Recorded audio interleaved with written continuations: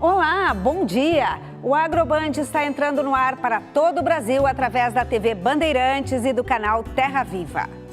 Nossa gente, nossa força. Lançada a 41ª edição da Expo Inter, o maior evento agropecuário da América Latina. Expectativa. Conheça o Loiro, cavalo crioulo que vai disputar os Jogos Equestres Mundiais nos Estados Unidos. E ainda, amor que brota no campo. No final de semana do Dia dos Pais, o Agroband faz uma homenagem às famílias que transmitem a tradição do agronegócio de geração para geração. Isso tudo e muito mais no Agroband, que está só começando.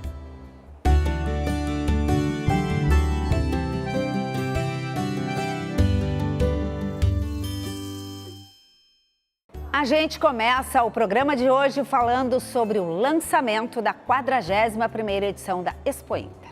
O evento aconteceu nesta semana na Casa da Música da Orquestra Sinfônica de Porto Alegre e contou com a participação de importantes nomes da cultura gaúcha, como Renato Borghetti, Elton Saldanha e Luiz Coronel. Com o slogan Nossa Gente, Nossa Força, a feira, que vai de 25 de agosto a 2 de setembro, contará com algumas novidades, como o retorno das aves que ficaram de fora da edição passada em função do risco de gripe aviária e um novo pavilhão destinado à agricultura familiar. Além dos inúmeros negócios que acontecem na Expo Inter, a feira também é um importante ponto de encontro. Em alguns casos, é como se o evento fosse uma forma de marcar a passagem do tempo.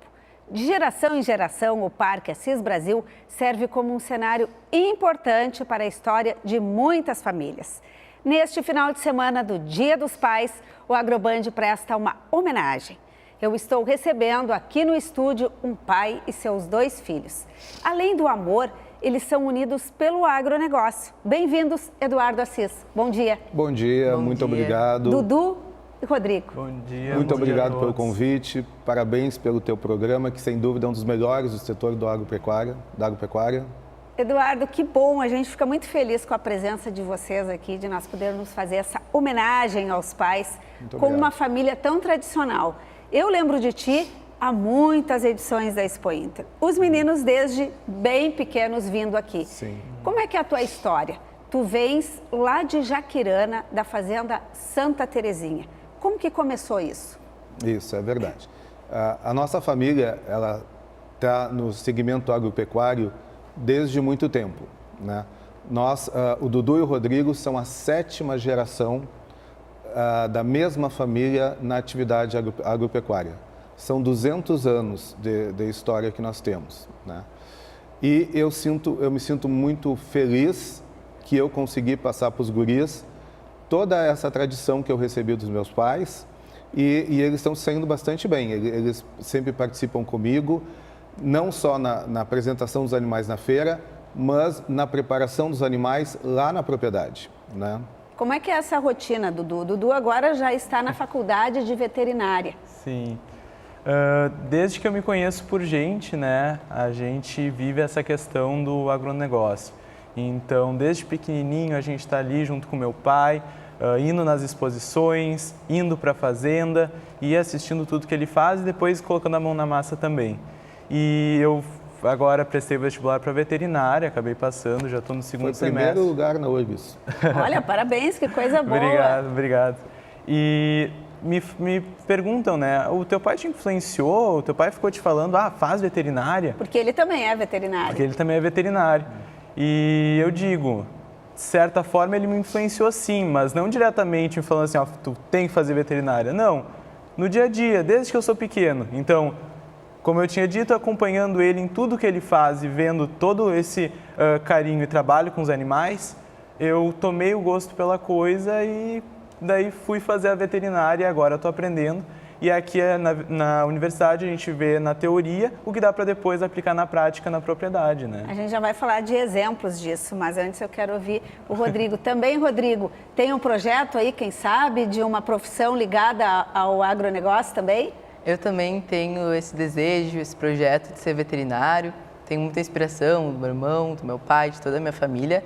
e pretendo seguir esse caminho, sim. Tá, agora eu quero que vocês dois contem como é que é a vida de empresários do agro, porque vocês são donos de uma cabanha, da Cabanha Angico. Como é que é isso, essa rotina da atividade de empresários rurais? É uma rotina muito interessante, muito trabalhosa também. A gente participa de toda a parte de selecionar os animais, acompanhar todos os acompanhamentos de alimentação também. Isso, porque quem olha lá na Expo Inter vê o resultado de um trabalho que foi desenvolvido durante muito tempo, né? O ano inteiro trabalhando até chegar no resultado da Expo Inter com os animais muito bem tratados. Tem uma imagem que me lembra, eles eram pequenininhos e já nós selecionávamos os terneiros, né, recém-nascidos, e eles que cuidavam do umbigo, né, que tinha que desinfetar o umbigo para não ter bicheira e tal, né, não ter a doença, e eles se preocupavam com isso, eles faziam isso. Eles têm um talento próprio, eles sabem lidar com os animais.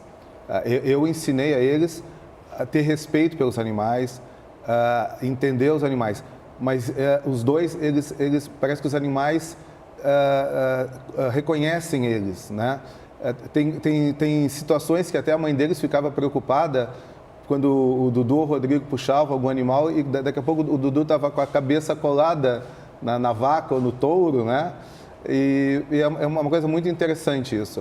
Eu fico muito satisfeito com isso, muito orgulhoso disso, né? Eduardo, e agora como é que é conviver com esses jovens que trazem para dentro da propriedade a tecnologia, por exemplo? É uma troca? Tu sabes que isso é muito legal isso, né? Porque eu já tenho coisas que eu já estou meio passado, essas coisas de tecnologia e tal, né? O Dudu agora me apresentou o manejo com o drone, né? Então ele vai explicar. Então ele está nos ensinando o pessoal lá na fazenda, né? Como é que consegue vistoriar os animais de maneira mais fácil, mais rápida, né? Sim. Então ele está nos ensinando lá. É essa questão de pai e filho, né? O pai ensina muito para o filho, mas o filho também pode ensinar algumas coisas para o pai, é uma troca. Então, a gente estava falando que o drone são os olhos que a gente tem no céu, né? Então, a gente consegue enxergar um ângulo de visão muito melhor, muito mais ampliado com o drone e do alto. Então, isso a gente tem diversas vantagens, como, por exemplo, ver melhor os animais e o campo também, né? De lugares que não seria possível em terra, né? Há 3 anos atrás, o Dudu foi quem apresentou o primeiro drone na Expo Inter. O pessoal não conhecia ainda, né? Então, como é que é a atividade de empresário, de comerciante? Vocês fazem negócios, Rodrigo? A cabanha de vocês faz negócios? Sim, uma vez a gente vendeu um terneiro, né, na Expo Inter, e a gente comprou 2 leitões. E daí... A história dos leitões é maravilhosa. Os leitões foram para o apartamento da família aqui em Porto Alegre. Eles ficaram um tempo durante o apartamento, a gente cuidou deles, tratou, e depois eles acabaram que foram para a fazenda. Mas tem uma história que meu pai conta muito bem. Não, então eles levaram os leitõezinhos, então eles davam um banho, botaram uma coleirinha, saíam para passear com os leitõezinhos. E aí meu tio chegou um dia lá em casa e falou: Eduardo, eu já vi de tudo na vida, mas leitão de andar de elevador é a primeira vez. Ótimo. Eduardo, mas isso eu acho que faz um pouco parte também desse pioneirismo. Raças que vieram pela primeira vez para a Expo Inter foram trazidas por vocês, por exemplo, assim, Brasil, a Wagyu. Sim. Como é que é isso, esse pioneirismo? Como é que é? O que significa para ti a Expo Inter? A Expo Inter é uma vitrine muito importante para o nosso negócio. Por quê? Porque lá nós temos a oportunidade de apresentar o resultado de um trabalho na propriedade para um número muito grande de pessoas, de criadores, de interessados, de amigos. Então, eu me perguntou, mas qual é o custo da Expo Inter? Eu não penso em custo da Expo Inter, eu penso no investimento que eu faço na Expo Inter, visando um retorno ao longo de todo o ano seguinte, né? Então, nós realmente contamos com... Não só a Expo Inter nós participamos de outras exposições no Brasil também, mas a Expo Inter é uma exposição que tradicionalmente nós já estamos participando há muito tempo. E os guris, eles participam desde 3 anos de idade. Dudu, com 3 anos de idade, nós escrevemos alguns animais no nome dele, ele foi o expositor mais jovem do Expo. Depois o Rodrigo seguiu o mesmo caminho, com 3 anos também. Já era expositor. Boa. A gente está chegando ao final desse bate-papo que eu estou adorando, eu estou encantada. A gente vai deixar um abraço de Dia dos Pais através do teu pai aqui, então é uma homenagem que a gente presta. Mas eu quero que vocês digam onde vocês vão ser encontrados na Expo Inter. O pessoal que está nos assistindo em casa, que quiser conhecê-los pessoalmente, é no pavilhão dos bovinos de corte com que raças? Exatamente, a gente vai estar com Cimental, Sim Brasil e Red Bull. Então, quem quiser conhecer a família Cis, que a gente trouxe aqui, muito legal saber essas histórias e ver que pode sim passar de pai para filho, pode ter sucessão rural e o jovem pode ficar no campo. Parabéns. Muito Dudu, obrigado. Rodrigo, Eduardo Assis, obrigada por terem vindo ao Muito AgroBand. obrigado pelo Muito convite obrigada. e sucesso sempre para a Band. Exato. Vamos lá, então, a gente vai se encontrar na Expo Inter. E falar de família é falar de passado, presente e futuro. Também sobre futuro que a gente vai falar agora. Um levantamento do IBGE mostra que a safra de grãos do Brasil deve crescer 30% na próxima década, ultrapassando 300 milhões de toneladas. O investimento em tecnologia é o responsável pelo aumento da produtividade no campo. Cada placa indica uma quantidade diferente de adubo aplicada na lavoura de trigo. Essa variação faz parte de um estudo para calcular qual pedaço vai produzir mais nesta fazenda experimental da Universidade Federal do Rio Grande do Sul. Aqui são testados produtos, sementes diferenciadas, novas técnicas e até alimentos para o gado. São ecologistas, são botânicos, são fitotecnistas, né, que estão observando a qualidade do solo, observando a produtividade, que é fundamental, e a conservação do meio ambiente, visando sempre o produtor. Esta universidade está com mais de 60 pesquisas em andamento que envolvem alguma atividade aqui no campo.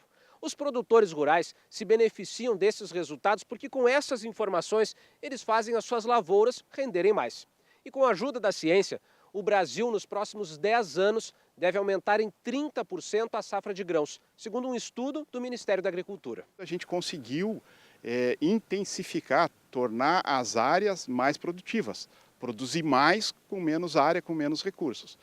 E toda a pesquisa que é feita aqui dentro, naquilo que eu te comentei, desde o preparo do solo até a colheita e armazenagem, tem um papel decisivo nisso aí. A projeção estima que a safra passe dos 232 milhões de toneladas de 2018 para pouco mais de 300 milhões em 2028. O maior impacto será nas lavouras de soja, milho e cana-de-açúcar. Metade do crescimento virá dos ganhos de produtividade, ou seja, colher mais alimento de uma mesma área. A outra metade vem da expansão de áreas de lavoura nas regiões Centro-Oeste, Nordeste e Norte.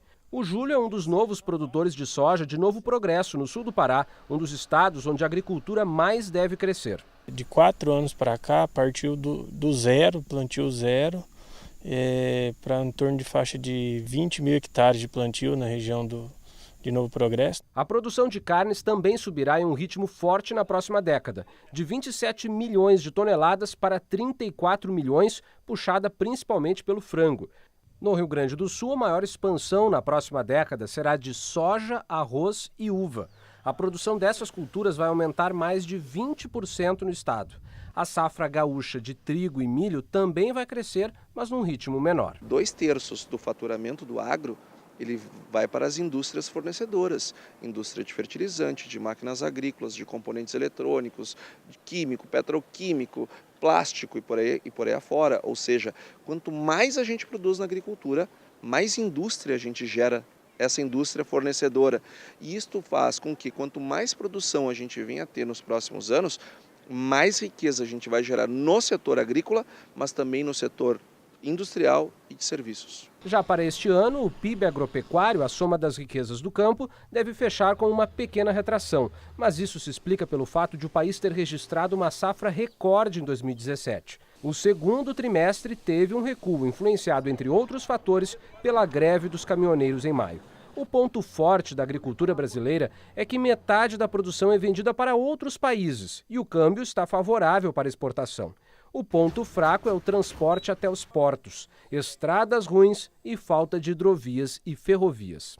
Nós não estamos vendo nenhum movimento nesse sentido de geração de infraestrutura proporcional a esse aumento de produção que requer essa nova infraestrutura, porque com as condições atuais que nós temos, não dá conta sequer da produção que existe hoje. Quem dirá 300 milhões de toneladas daqui a 10 anos. E 10 anos passam muito depressa.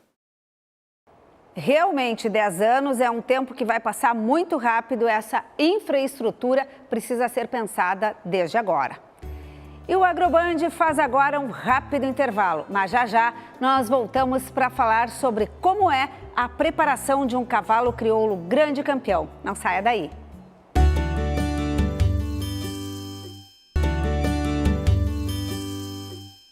O AgroBand está de volta.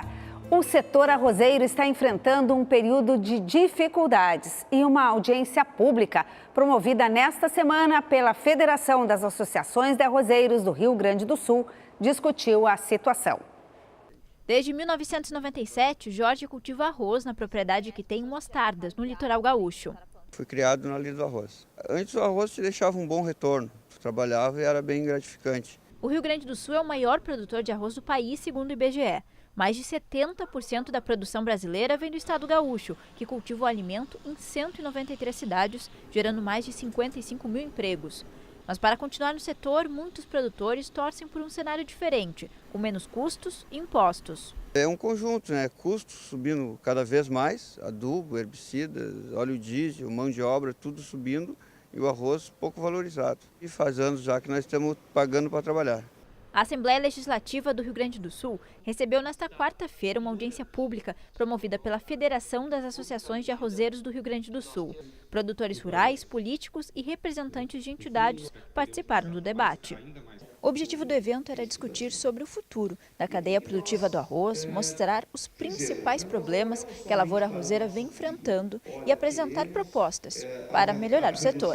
3 itens estavam em pauta: a reestruturação do Instituto Rio-Grandense do Arroz, investimentos no Porto de Rio Grande e a redução do Imposto sobre Circulação de Mercadorias e Serviços, o ICMS. O Rio Grande do Sul atualmente paga no operações interestaduais, ele paga 12%. E a empresa de fora do estado se acredita de somente 7%. Então essa diferença de 5% gera uma falta de competitividade e, consequentemente, este espaço perdido pelo estado acaba sendo ocupado pelo arroz oriundo do Mercosul. Na família do Jair, o amor pela lavoura passa de geração em geração. Ele está há 30 anos na profissão e torce para que o filho, que estuda agronomia, possa ter condições de seguir os passos do pai. A gente quer que ele continue, né, na propriedade e se mantendo, né, com essa vocação aí que é de produzir, né, de tirar da terra o alimento. Mas, como eu disse, né, a gente precisa de um auxílio, precisa de um apoio, né, do governo para que se mantenha na atividade. Que do jeito que está indo, infelizmente, está difícil e a gente tem muitos produtores parando, né. Um exemplar da raça crioula garantiu vaga para os Jogos Equestres Mundiais. O cavalo está sendo treinado na região metropolitana de Porto Alegre, veja só. Conhecido como loiro em função da tonalidade das crinas, o crioulo F5 Licurgo Tapajós, da cabanha Marca dos Santos de Viamão, teve um treinamento especial de reeducação para chegar à classificação para os Jogos Equestres Mundiais, que serão realizados em setembro nos Estados Unidos. Esta será a terceira participação seguida da raça na competição. Em 2010 e 2014, um conjunto paulista esteve no time brasileiro. E nós vamos falar um pouco mais sobre a preparação do loiro para esta grande competição. Eu estou recebendo o treinador dele, o cavaleiro Roberto Jou. Bom dia, Roberto. Bom dia, queria agradecer pela oportunidade de vir aqui, estou muito feliz. Tu és todo mundo sabe, um ícone dentro do agronegócio, então eu me sinto muito honrado de estar aqui contigo. Coisa boa, gente que fica feliz de ter a tua presença e de poder saber um pouquinho como é que foi a preparação desse animal. Eu sei que ele passou por uma reeducação, como é que é isso? Bom, o loiro é um cavalo campeão, já ganhou muitas provas. Antes de eu começar a montar nele, ele já estava com outros treinadores e ganhou várias provas. Eu peguei ele, nos acertamos e começamos a ganhar. Só que depois de fazer muitas provas, dá um desgaste cerebral. Fisicamente ele é perfeito, só que ele começou a antecipar. Via alguns movimentos e antecipava fora do meu comando. E isso daí começou a prejudicar. Então, a gente foi campeão nacional, ele já demonstrou um pouquinho isso, mas ganhamos. E aí, tinham 3 classificatórias para a seletiva. Na primeira, a gente ganhou, mas eu já vi que eu tinha um problema. Fiz que não vi, todo mundo dizendo, o loiro é o máximo, vamos para ir para os Estados Unidos e tal. E eu não fiz muita coisa. Cheguei em casa, ele treina super bem e apresenta isso só no momento da prova. Quando eu fui para a segunda, a gente foi muito mal. Foi horrível a prova. E aí todo mundo já disse, perderam, o cavalo já não vai conseguir ir para os Estados Unidos e tal. E aí a gente se reinventou, criou um programa de treinamento para que ele melhorasse no momento da prova. Como que é esse programa? A gente levou em muita prova. O que a gente fez? Eu pedi autorização para a Associação Gaúcha do Cavalo de Rédeas, né? A Associação Rio Grandense do Cavalo de Rédeas. Então, eles me permitiram entrar na prova deles e tem várias categorias. Masculino, feminino, tem os profissionais, os amadores. No final de cada categoria, o juiz não se levantavam e eu entrava como se fosse fazer prova. E quando eu entrava, o loiro começava a demonstrar aquelas coisas e eu corrigia. Corrigia e saía. A prova dura 3 minutos e meio, 4 minutos. Então, eu gastava meu tempo de prova ali corrigindo e saía. Ia outra categoria de 10, 15 cavaleiros e eu entrava de novo. Então, cada vez que eu ia para a prova, eu entrava umas 15 vezes. E aí eu comecei a confundir ele. Ele viu que no momento que eu entrava em prova, não era mais prova, era momento de treinamento. E aí ele começou a me esperar. Aí ele foi acertando. E a alimentação dele, como que é? Ele é bem tranquilo, ele come de 5 a 6 quilos de ração, normal, e volumoso à vontade. Tem que ter os dois, né? A parte seca, que é feno e alfafa, e tem que ter a parte verde, né? Que tem bastante água. Quantos anos tem o loiro? Tem 9. Tem 9 anos. E ele é loiro por causa da crina dele. Essa crina natural tem aplique, já me perguntaram isso. Tu também acha que tem aplique, né? Não, eu acho que ela é bem comprida, quase 1 metro. Mas tu tá meio desconfiada, né? Não, é natural, é natural. Todo mundo pergunta isso, vai lá e puxa, vê se sai, fica olhando nas raízes, mas é natural. Na hora de competir não atrapalha em nada. Não atrapalha. Tem muitos cavalos com crina comprida que atrapalha. Eles fazem umas tranças em cima e na franja, mas ele não atrapalha. E como é que é essa competição? Como são esses Jogos Mundiais? Bom, é a prova de rédeas, né? Os Jogos Mundiais tem todos os eventos, tem salto, né? O dressage, que é o adestramento, o volteio, tem todas as provas oficiais pela FEI, Federação Equestre Internacional. E tem o reining, que é rédeas, né? E essa prova, ela é uma prova que veio do campo, né? Que ela se assemelha bastante ao freio de ouro, porque tem giros, esbarros, então são trabalhos que veio do campo e se criou um adestramento clássico ali, né? Então tu corre rápido, esbarra, faz um monte de manobras. Só que os Jogos Equestres Mundiais junta tudo. Então, tu tá ali representando o teu país junto com todos os outros esportes. Então, é super bacana. E a expectativa agora para a competição? Que dia vocês embarcam? Vão juntos, tu e o cavalo? Não, o cavalo vai na frente, tá? Dia 25 de agosto ele já vai para Viracopos. Dali ele embarca num container com mais 3 cavalos, né? Mais 2 cavalos, é um container de 3 cavalos. Vai mais um cavalo do time brasileiro, que também classificou por aqui, e um cavalo de enduro, né? E depois outros containers são cavalos de enduro de adestramento. Eles vão para Miami e em Miami eles ficam numa quarentena. Maneira de dizer quarentena, porque eles ficam só 7 dias. Depois dali, eles vão de Miami para Carolina do Norte. Daí sim eu tenho que estar esperando ele dia 13 de setembro no evento. E aí começa a competição? A competição oficial começa dia 10. Dia 11 de setembro é a abertura oficial, onde todos os atletas, tipo Olimpíadas, todos os atletas desfilam e aparecem e tal. E dia 12 começa a prova do loiro. Mas começa a competição quando vocês se encontrarem. Exato. Que já é para começar a preparar tudo. Já começa 2 anos atrás, né? A gente já sonhando com isso daí. Porque a história do loiro, ele já era um campeão e o proprietário dele, junto com a proprietária Giovanni, veio a falecer. E pouco tempo antes de falecer, ele falou, eu gostaria que o loiro tivesse uma participação no exterior. E gostaria que fosse feito com o Roberto Diogo. E aí, poxa, faleceu, passou um tempo e veio a esposa dele, né? E me disse isso, né? Então, é carregado de emoções essa história. Mas é uma baita responsabilidade, né? Ser um cavaleiro aqui do Rio Grande do Sul, um porto-alegrense, nos representando lá fora. E o que significa isso, Roberto, assim, para nós, para a raça, para a equinocultura? Porque estarmos lá, os brasileiros, neste evento que é mundial, representa muito. A gente já esteve em outras ocasiões com o cavalo de São Paulo. Exatamente. E para a raça crioula, que significado tem? Ele é gigantesco, né? Eu visto 2 personagens, eu penso nisso e penso na parte de atleta. Na parte de atleta eu não posso pensar nada disso, eu quero ir lá e ganhar, subir no pódio, pronto. Aí eu não fico criando aquilo numa coisa gigantesca. Eu sei meu trabalho, eu sei o que eu tenho que fazer, vou chegar lá, não vou ser intimidado pelos outros que estão muito tempo fazendo isso e vou partir de igual para igual. Quando tu olha para esse lado, o que significa isso? A pessoa fica sem fôlego até, porque é um cavalo crioulo, brasileiro, criado no Rio Grande do Sul, né, e representar, aparecer para o mundo. Então, a BCC, que é a Associação Brasileira de Cavalos, viu isso e é eles que estão levando o cavalo crioulo para lá, porque muitos custos. O custo é muito alto. Quanto em média? O projeto todo são R$250 mil. Tem, inclusive, uma vaquinha aí para arrecadar dinheiro. Exatamente, então tem uma vaquinha. Então, a associação diz assim, Roberto, o cavalo a gente vai levar. Então, que é gigantesco já o custo. E a gente precisa da vaquinha, que é passagem de avião, passagem do atleta, um monte de outras coisas, né?